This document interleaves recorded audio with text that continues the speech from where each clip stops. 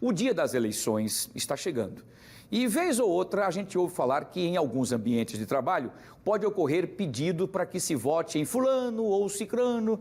Isso se chama assédio eleitoral. É exatamente sobre esse assunto que eu vou agora ao vivo com a repórter Maria Maciel, porque esse pedidinho, Maria, que parece ser um pedido simples, né? Parece ser um pedido assim, não, eu vou pedir porque, enfim, olha, você e tal, eu quero pedidinho do chefe, é considerado, é legal e tal, mas é considerado crime. É isso mesmo, Maria Maciel?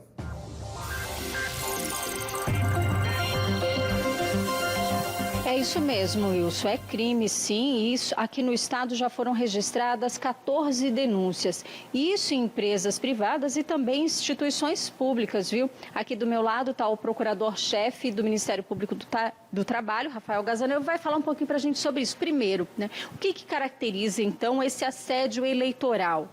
Boa tarde. Boa tarde. Bem, o assédio eleitoral, assim, bem em linhas gerais, né, de forma resumida, é uma espécie do gênero assédio. Assédio moral, né? Não tão incomum nas empresas. A gente recebe muitas denúncias de assédio moral. Mais recentemente, né, tem essa questão do assédio eleitoral que ele se caracteriza basicamente quando o empregador constrange, ameaça, coage, né, o seu empregado a votar num candidato que é da preferência dele, empregador. Essa é a formatação tradicional, clássica. Mas também se materializa quando ele paga alguma vantagem também ao empregado para que ele escolha um candidato que é da sua preferência, ou quando cria dificuldades no dia da votação para que ele possa utilizar o seu direito de voto. Em todas essas situações, essas três, né, que eu consegui aqui resumir, né, todas elas está caracterizada esse assédio que a gente chama de eleitoral. E em todos esses casos, o que fica bem nítida é a conduta do empregador, né, que viola um direito fundamental escrito na nossa Constituição, que é a liberdade de voto, né? Todo cidadão brasileiro tem que ser livre para exercer esse direito sagrado, que é de votar periodicamente e que é a característica principal do regime democrático. Agora, existe punição, né? O que acontece quando vocês recebem essas denúncias, né? É apurado toda essa situação? Claro, as denúncias são em relação a outros pleitos. A gente considera que é uma quantidade significativa, né?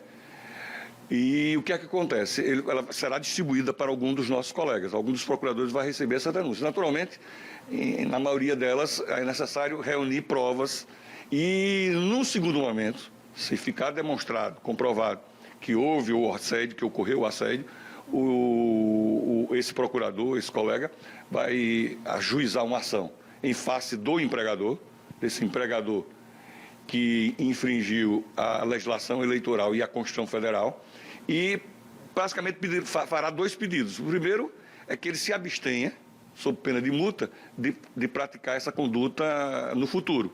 E a segunda e mais importante, essa que já inclusive há precedentes, que ele pague uma reparação à sociedade, que a gente chama de indenização por dano moral coletivo, e essa indenização geralmente tem sido fixada em valores expressivos, e essa talvez seja a penalidade principal que todos os empregadores devem ficar atentos, porque ele não tem o direito de constranger, de ameaçar, de coagir o seu empregado, exigindo dele que vote num candidato que não é da preferência do empregado, e sim do seu empregador. Agora, o senhor falou que o número 14 denúncias é um número significativo. Agora, isso aí deve estar bem abaixo do que realmente acontece, porque muitas pessoas, muitos empregados, eles têm medo, né, de denunciar, a maioria, pelo menos. Não tenha dúvida, muitos deles têm, além de medo, às vezes, como o voto ainda, graças a Deus, é secreto, muitas vezes eles não dão a importância que deveria dar a esse tipo de atitude. Então, esse empregador precisa ser denunciado,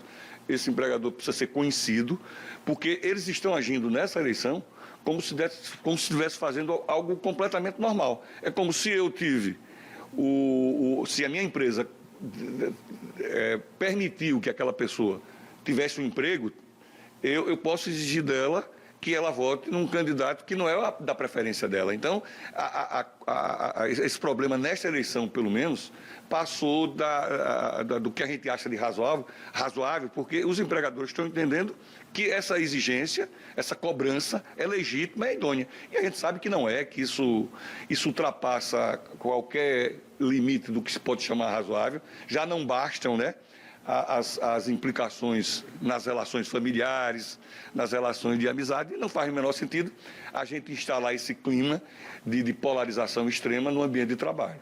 Agora, qual o caminho para denunciar? Bem, os meios clássicos, né? Pode ser feito um denúncio presencialmente aqui no Ministério Público, a gente ainda mantém esse canal presencial, mas as pessoas podem se utilizar dos meios modernos, né? Através da nossa página na internet, através do telefone, que é uma possibilidade, ou através de um aplicativo que a gente chama de Pardal, que inclusive nesse aplicativo pode ser juntada fotografias, que é muito comum nesses casos, fotografias, filmetes, né? Áudio e vídeo. Muito obrigada, então, pelas informações. Tá aí uma situação que não era para acontecer, mas infelizmente acontece e muitos funcionários acabam fazendo aquele, tá bom, voto, sim, tal, para não perder o emprego, para não se indispor no local de trabalho e acaba aí acatando, mas deve denunciar, sim, todas essas situações de assédio eleitoral. É com você, Wilson. Muito bem, Maria, muito obrigado. Agradeço também ao promotor Rafael Gazaneu pelas informações importantes. Importante que o seu direito, né, a sua liberdade não seja cerceada por qualquer que seja a pressão, né? Isso aqui é o mais importante. Mas o melhor de tudo é que o voto é secreto. Então você pode até dizer, ele tá jóia, tá bom, beleza. E na hora é só você e a urna. E aí você decide depois quando ele perguntar, e aí você... Entendeu? Só que pensando, muito bem.